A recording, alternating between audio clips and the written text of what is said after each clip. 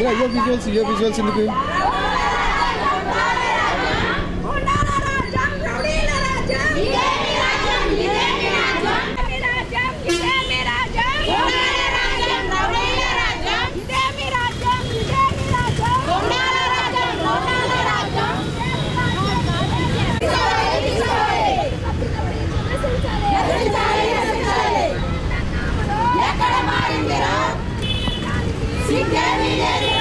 మా కాలనీ పెద్ద ప్రధాన జిల్లా కార్యదర్శి నిర్మలక్క గారండి. ఆమె సెల్లకి 70వ వార్డు నియోజకవర్గానికి పోటీ చేస్తున్న గండిబాబ్జీ గారు రాత్రి 11 గంటల సమయంలో ఫోన్ చేసి మీ యొక్క ఓట్లు నాకే వేయాలి, వేయకపోతే ఊరుకునేది ఏం లేదు, మీ అంత చూస్తాను అని బెదిరిస్తూ ఫోన్ కాల్ చేశారండి. తెల్లవారితే ఎమ్మెల్యే నేనే, ఓట్లు వేయకపోయారా మీ అంతు చూస్తానని ఒక మహిళకి ఫోన్ చేసి చెప్పడం ఈ ప్రజాస్వామ్యానికి ఎంత తలదింపైన ఫోన్ కాల్లో ఒక్కసారి ఆలోచించండి.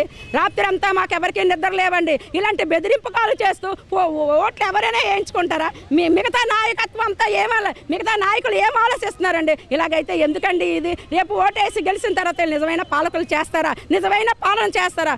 మేము భయాందోళనతో కలెక్టర్ ఆఫీస్కి తెల్లవారు 5 గంటలకల్లా వచ్చి చంటి పిల్లలతో ఉన్నామండి. ఏంటి బెదిరింపు కాలు? ఎన్నాళ్ళు ఉన్నాము కట్టుక చీకట్లో, పాములతో మాకు భయం అనిపించలేదండి. ఎన్నో చిన్న చిన్న జంతువులు లాంటివి వచ్చిన తెల్లవారితే పాములు వస్తున్నాయి, అయినా భయపడలేదు. ఎన్నో ఈ కార్పొరేటర్ గారు ఎన్నో మా మీద దాడులు చేయించారు. ఇది వరకు సేనాపతి వసంత, సేనాపతి శంకర్రావు ఈ మురికిపేటలో ఉండే మా దళితుల పైన దాడులు చేయించారు, అయినా మేము భయపడలేదండి. మళ్ళా రెండో నాయకుడు మళ్ళా తయారయ్యారండి ఈ గండిబాబ్జీ గారు.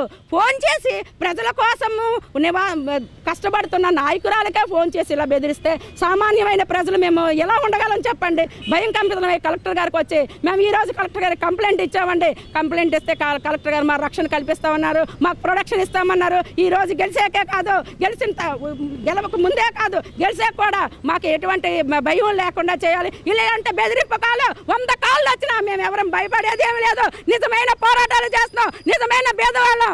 మేము హక్కుల కోసం పోరాడతాం, మేము ఉండే నివాస ఇళ్ళ కోసం పోరాడుతున్నాం. కానీ వాళ్ళలాగా ఆస్తులు పెంచుకోవడానికి, మేడలకి, డబ్బులకి దీని కోసం కాదు. మేము ఎవరి దగ్గర భయపడేది లేదని మేము ఈ ప్రభుత్వానికి, ఈ ఒక్క నాయకులకి అందరికీ మేము ఇది చేస్తున్నామండి.